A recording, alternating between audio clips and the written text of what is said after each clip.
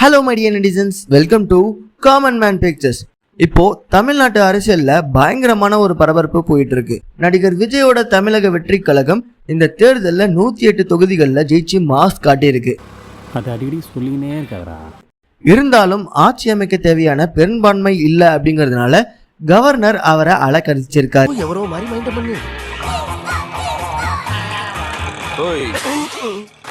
இதனால கடந்த 4 நாட்களா மற்ற கட்சிகளோட கூட்டணி பேச்சுவார்த்தையில விஜய் ரொம்ப பிஸியா இருந்திருக்காரு. ஒரு வழியா நேத்து காலையில 10 மணி அளவுல நேரு உள் விளையாட்டு அரங்கத்துல பதவி பிரமாணம் எடுத்துக்கிட்டாரு.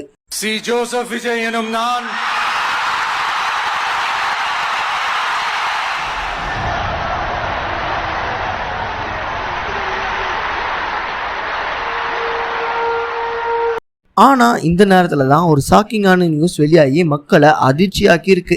அது என்ன அப்படின்னு பாத்தீங்கன்னா, காலங்காலமா எதிரும் புதிருமா இருக்கிற திமுகவும் அதிமுகவும் கை கோக்க போறதா சில வதந்திகள் சோசியல் மீடியால பரவிட்டு இருந்துச்சு. அது கண்டிப்பா உங்க எல்லாருக்கும் தெரிஞ்சிருக்கும். இதுக்கு காரணமா சொல்லப்பட்டது சூப்பர் ஸ்டார் ரஜினிகாந்த் அவர்கள் முன்னாள் முதல்வர் ஸ்டாலின் சாரை நேர்ல போய் சந்திச்சு பேசினதுதான். ரஜினி சார் தான் இந்த 2 கட்சிகளுக்கும் நடுவுல பாலமா இருந்து பேச்சுவார்த்தை நடத்துறாரு அப்படின்னு நெட்டிசன் சோசியல் மீடியால பரப்பிட்டு வந்தாங்க. இந்த சர்ச்சைக்கு இப்போ முற்றுப்புள்ளி வைக்கப்பட்டிருக்கு. சூப்பர் ஸ்டார் ரஜினிகாந்தோட மேனேஜர் ரியாஸ் அவர்கள் இப்போ எக்ஸ் தளத்துல ஒரு அதிரடியான விளக்கத்தை கொடுத்திருக்காரு. அவர் போட்டிருக்க போஸ்ட்ல சூப்பர் ஸ்டார் ரஜினிகாந்த் அவர்களும் மு.க. ஸ்டாலின் அவர்களும் கடந்த 42 வருஷமா நெருங்கின நண்பர்களா இருக்காங்க. அதனால மட்டும்தான் இந்த சந்திப்பு இருந்துச்சே தவிர்த்து வேற எந்த ரீசனும் இல்லை, அரசியல் நோக்கமும் இல்லை அப்படின்றத சொல்லி போஸ்ட் போட்டிருக்காரு. ஸோ மக்களே, இது வெறும் நட்பு ரீதியான சந்திப்பு தானா, அரசியல் கிடையாது அப்படின்னு தெளிவாக தெரிஞ்சு போச்சு. இதை பற்றி நீங்கள் என்ன நினைக்கிறீங்க அப்படிங்கிறது கமெண்ட் பாக்ஸில் கமெண்ட் பண்ணிடுங்க.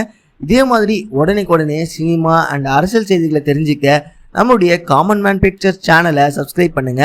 நாளைக்கு வேற ஒரு இன்ஃபர்மேஷனோட வரேன். அது வரைக்கும் டாடா பாபாய், see you. மறக்காம சர்ப்ரைஸ் பண்ணுங்க. தேங்க்யூ.